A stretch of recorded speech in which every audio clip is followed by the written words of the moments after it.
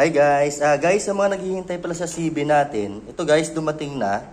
Meron tayong tatlong klase ng CB. Ito yung compact natin na pang piso wifi. Pwede din siya sa kiosk.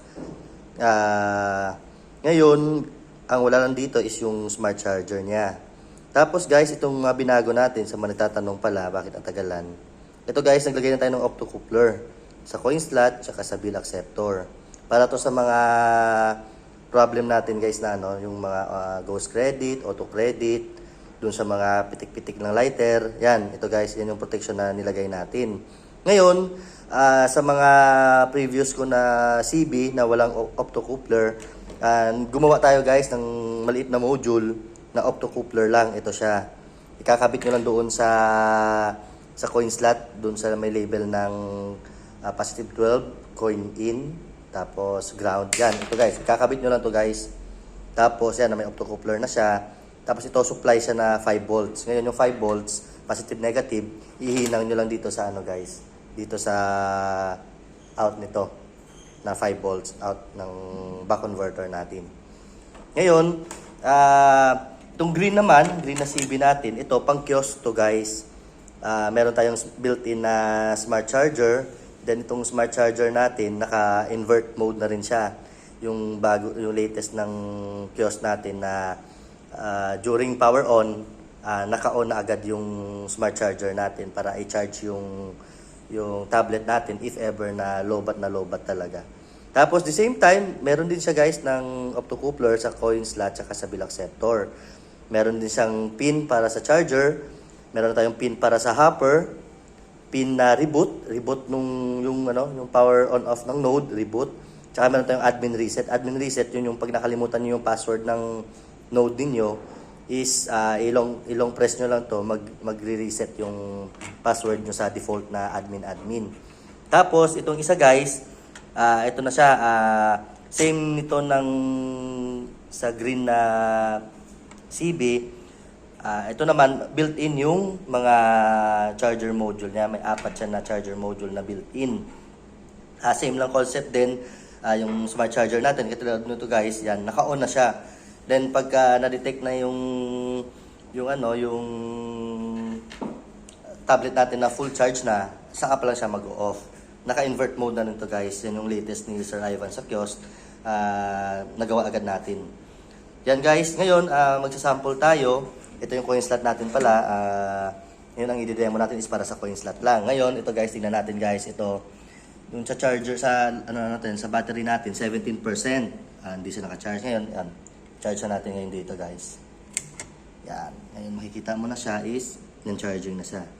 Ngayon, mag-sample tayo guys. Kuha tayo ng barya. Kuha tayo ng 1 peso, 5 pesos, saka 10 pesos. Try natin maghulog. Ito guys, kung mapapansin nyo, naka-off siya, naka-power cut pa rin to. Try natin mag-tap insert coin sa charging. Ayan, meron tayong charger 1 hanggang charger 4.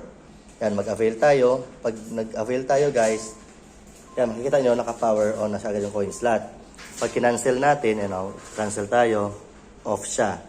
Ngayon, try natin maghulog guys. Try natin sa charger 4. Yan, nag-on siya. Kung makikita nyo, naka-off yung mga pins. Gulog tayo ng piso, guys. Piso, ito, piso. Piso. Tapos, try natin done. Yan, kung mapapansin nyo, guys, yan, yung port 4, umilaw na siya. I-done natin. Ngayon, sa charger, yan, running na siya. 10 minutes. Ngayon, charger 3, try natin. Try tayo ng 5 pesos.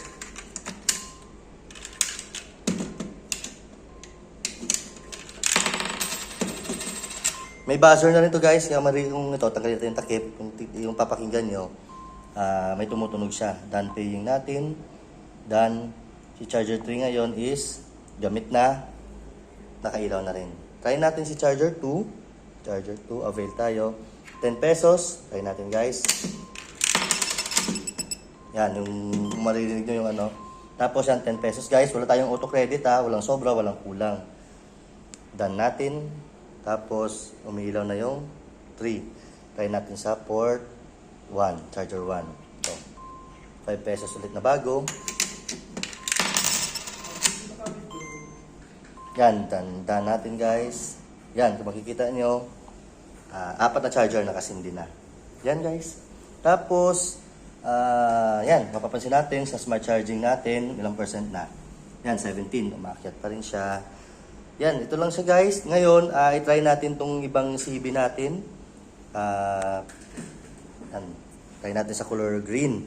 Tanggalin natin to, i-off natin. Saksak natin dito sa green.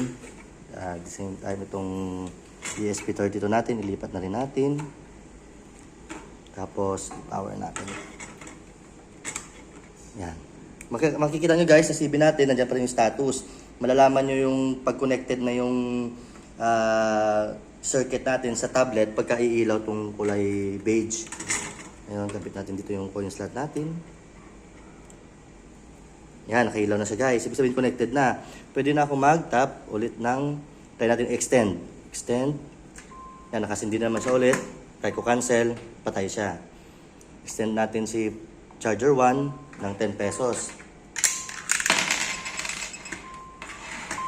Yan guys, ano, walang ghost credit, walang sobrang credit.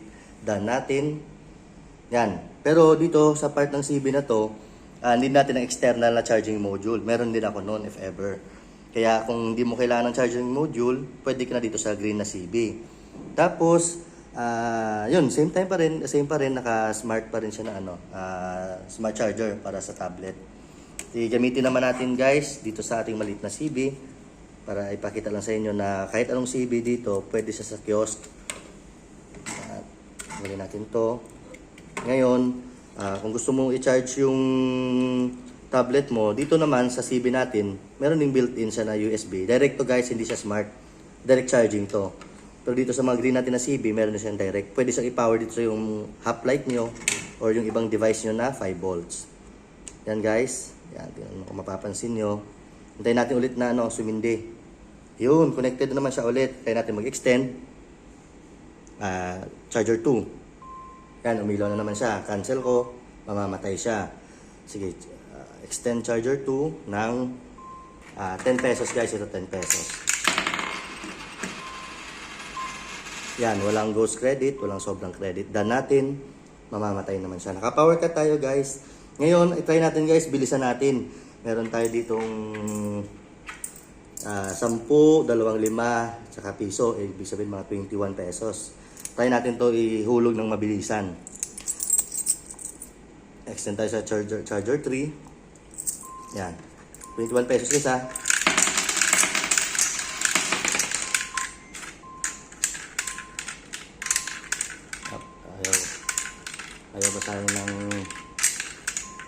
Ayaw basahin ng 5 pesos na luma. Kaya 16. Yan, 16 guys. Try natin to ulit mabilisan na hulog. 16 dapat magiging 32. Yan, mabilisan na yun guys. 32. Yan, mapapansin nyo, safe na safe sa CB natin. Kahit mabilis yung hulog nila, walang sobra, walang kulang. Done paying natin, namatay na siya ulit. Yan guys, ngayon, yung smart charger pala natin guys, may mga features to. Like yung tablet natin, ginawa na nating fast boot. Ibig sabihin, kahit naka-off yung charger natin o low-bat, once na nag-power on, then nakadetect siya ng charger yung tablet natin, automatic mag-on guys. Yan o. Mapapansin nyo. Try natin guys ha. Try natin. Dito sa yung green. Itong green tsaka itong black na CB. Same sila basta may smart charger. Naka fast boot na tayo. Try natin ngayon guys. Yan o. Mapapansin nyo.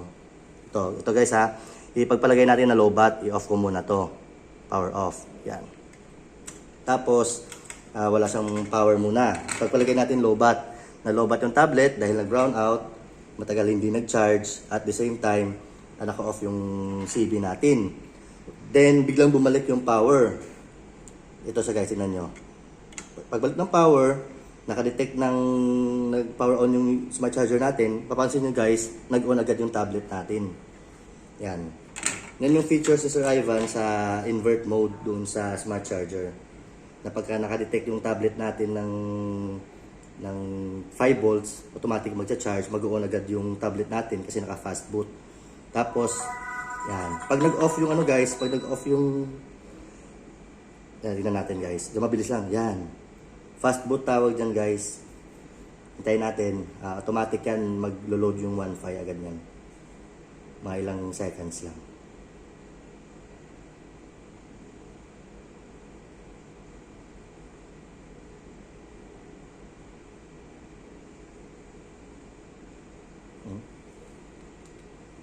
Ayun, yun. Yan guys.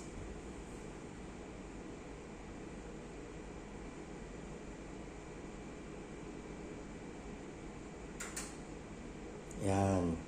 Yan guys.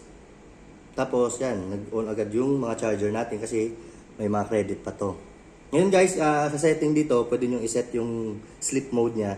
Adjust nyo lang. Basta ang pinaka-importante, from low bat, pag naka-detect ng may power yung charger na automatic mag-on siya. No need na i-open yung buong kiosk para i-power on lang yung tablet. Yan yung purpose ng smart charging na naka-invert mode at naka-fast boot yung tablet. Yan guys. Tapos ito guys, magagawa tayo ng demo para sa optocoupler. Sa mga gumagamit ng CB ko, ito guys, itutusok mo lang to guys. Ganito yung kakalabasan niya, no? Kung papansin nyo, merong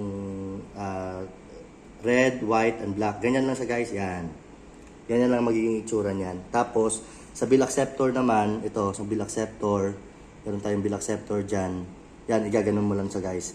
Yan. Doon sa mga part ng sa part ng walang optocoupler, meron kasi tayo doon positive, built-in, tsaka ground. Yan. Yan yung purpose ng tatlong pin na yan. Tutusok mo lang ganyan. Tapos dito na maglalagay ng coin slot, naka-optocoupler na siya. Tapos ito power na siya ng 5 volts, hinang mo lang dito. Gagawa tayo ng separate na video para dyan, para sa mga existing ko na lumang CB na kailangan ng optocoupler para safe tayo. Ito guys, sa mga magtatanong, message lang sa akin. Yan, hanggang dito na lang. Salamat.